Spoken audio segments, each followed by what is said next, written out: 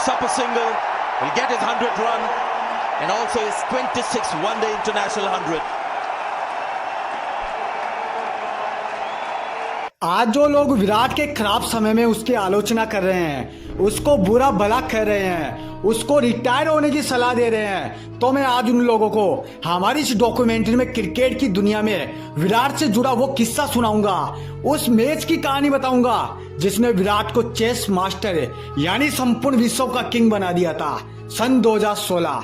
ये वही एक ऐसा वक्त था मेरे भाई जब क्रिकेट की दुनिया पर विराट नहीं बल्कि उन दहशतकारी बल्लेबाजों का खौफ चलता था जो पल भर में किसी भी गेंदबाज को तबाह करने की क्षमता रखते थे, जिनको केवल मैच को पलटना आता था, जिनको केवल मैच में तबाही मचाना आता था, जिनको केवल काउंटर अटैक करना आता था। चारों तरफ इन बल्लेबाजों का खौफ था। विराट कोहली का नाम तो कुछ गिने चुने आदमी ही जानते थे, लेकिन वो किसी ने सच ही कहा है कि जब अपना वक्त आता है तब वो सब कुछ मिल जाता है जिसके लिए हम बरसों से इधर उधर भागते रहते हैं। मेरे दोस्त, एक कहानी है 27 मार्च 2016 की, जब भारत की धरती पर T20 विश्व कप खेला जा रहा था। इस विश्व कप में भारतीय टीम 27 मार्च को अपना मान सम्मान बचाने के लिए मोहाली के मैदान पर ऑस्ट्रेलिया के सामने उतरती है। इस मैच के एक दिन पहले कंगारू कप्तान स्टीव स्मिथ ने यह साफ साफ शब्दों में कह दिया था कि हम टीम इंडिया को उसी के घर में एक तरफा तरीके से हराएंगे। हमको यह मैच जीतने से दुनिया की कोई भी ताकत नहीं रोक सकती। ऑस्ट्रेलिया जैसी खूंखार टीम के कप्तान ने यह बड़ा बयान दिया तो संपूर्ण क्रिकेट जगत हिल गया। तो भारत के सामने ये मैच जीतना जितना जरूरी नहीं था जितना जरूरी था उसको अपना मान सम्मान बचाना। हिंदुस्तान का इस मैच में मान सम्मान दांव पे लग चुका था। ऑस्ट्रेलिया के कप्तान ने टॉस जीतकर पहले बल्लेबाजी करने का फैसला लिया और भारत के सामने 161 रन का स्कोर खड़ा कर दिया।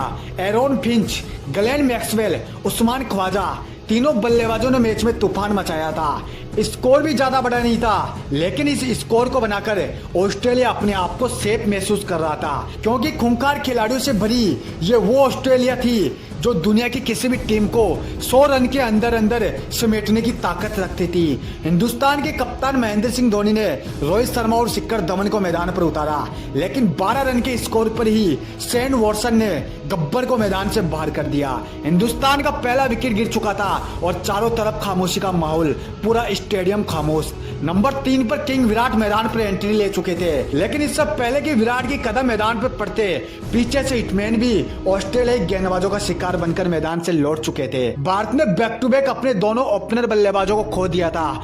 रोहित की जगह मैदान पर अब सुरेश रैना आते हैं और विराट के साथ मिलकर धीरे धीरे बल्लेबाजी करना चालू कर देते हैं। विराट लगातार जेम्स फॉकनर और जोश हेजलवुड जैसे गेंदबाजों का सामना कर रहे थे।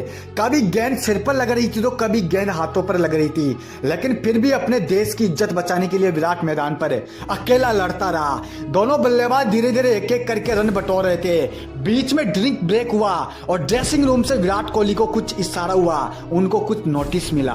कप्तान महेंद्र सिंह धोनी ने विराट को कहा कि हमारे पास ज्यादा वक्त नहीं है, ओवर लगातार खत्म होते जा रहे हैं, रन रेट लगातार बढ़ रहा है, काउंटर अटैक करो, काउंटर अटैक। विराट को अब क्या था, अपने कप्तान का इशारा तो पहले ही मिल चुका था, तो अब किस बात की देरी थी। विराट ने आओ देखा ना ताऊ। जैसे ही जेम्स अडम्पा अपना ओवर लेकर आए, उनके एक ही ओवर में बैक टू बैक 3 छक्के लगाकर अपनी तूफानी पारी का आगाज कर डाला। इसके जस्ट अगले ही ओवर में जोश हेजलवुड को बैक टू बैक 2 चौके और 1 छक्के के साथ अपना अर्धशतक पूरा कर लिया। लेकिन जैसे ही विराट ने अपना अर्धशतक पूरा किया, पीछे से सुरेश रैना ने विराट का साथ छोड़ दिया। मैदान पर अब उनकी जगह सिक्सर किंग युवराज सिंह मौजूद थे। मैच काफी नजदीक आ चुका था। भारत इस मुकाबले से 80% बाहर हो चुका था, क्योंकि स्लो रन रेट के कारण मैच रन रेट 15 रन प्रति ओवर पहुंच गया था। यहाँ से मैच जीतना बहुत ही मुश्किल था मेरे भाई, बहुत ही मुश्किल है। एक तरफ विराट कोहली आतंक मचा रहे थे तो दूसरी तरफ युवराज सिंह एक एक बॉल को ड्रॉप करके मैच को और भी ज्यादा मुश्किल बनाते जा रहे थे। इन सब के बाद फाइनली एक वक्त ऐसा आ गया जब स्टेडियम पूरा खामोश हो चुका था, क्योंकि मैच यहाँ से जीतना भारत के लिए नामुमकिन था। भारतीय दर्शकों की आवाज खामोश हो चुकी थी। ड्रेसिंग रूम में बैठा हुआ कप्तान शर्म के मारे अपना सिर नीचे झुकाता हुआ अंदर चला जाता है। लेकिन एक तरफ निराशा थी तो दूसरी तरफ हिंदुस्तान के फैंस को विराट से ज्यादा युवराज सिंह से उम्मीदें थी। लेकिन एक वक्त ये उम्मीद खामोश हो गई। युवराज सिंह 21 रन के स्कोर पर जेम्स फॉकनर का शिकार बन जाते हैं। मतलब यहाँ से हिंदुस्तान इस मैच को कभी भी किसी भी वक्त हार सकता था।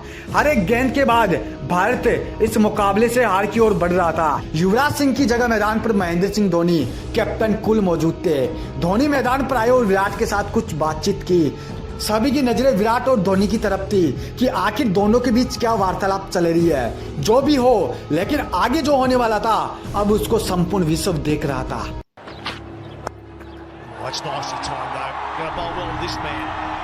मैच में विराट ने अपने अर्धशतक के बाद भूचाल मचा दिया। मैदान के चारों तरफ ऑस्ट्रेलियाई गेंदबाजों को दौड़ाना शुरू कर दिया। एक तरफ से कैप्टन कूल तो दूसरी तरफ से किंग विराट। अब जो कंगारू थोड़ी देर पहले उछल रहे थे, अब उनकी आवाज खामोश हो चुकी थी, उनकी आवाज नीचे दब चुकी थी। पूरा स्टेडियम, सभी भारतीय दर्शक जोर जोर से विराट विराट के नारे लगाने लगे। और इसी छक्के के साथ मेरे भाई, ये वही विनिंग मोमेंट है जिसका इंतजार संपूर्ण विश्व कर रहा था। उस दिन धोनी के दिमाग और विराट की काबिलियत के दम पर भारतीय टीम यह मुकाबला 5 गेंदें रहते ही जीत लेती है। उस दिन विराट कोहली ने 51 गेंदों में 82 रन की प्रलयकारी पारी खेलकर संपूर्ण विश्व को बताया कि अब लोग मेरे को चेस मास्टर के नाम से पुकारेंगे, अब लोग मेरे को किंग विराट के नाम से पुकारेंगे, दुनिया मेरे को किंग के नाम से जानेगी। यह वही मैच था मेरा दोस्त जिसने विराट को चेस मास्टर के साथ संपूर्ण विश्व का क्रिकेट का किंग बना दिया। उस दिन कंगारू कप्तान का दिया वो बयान, उनका वो कॉन्फिडेंस, उनका वो एग्रेशन, सब कुछ बीच मैदान पर ऑन द स्पॉट खत्म हो जाता है।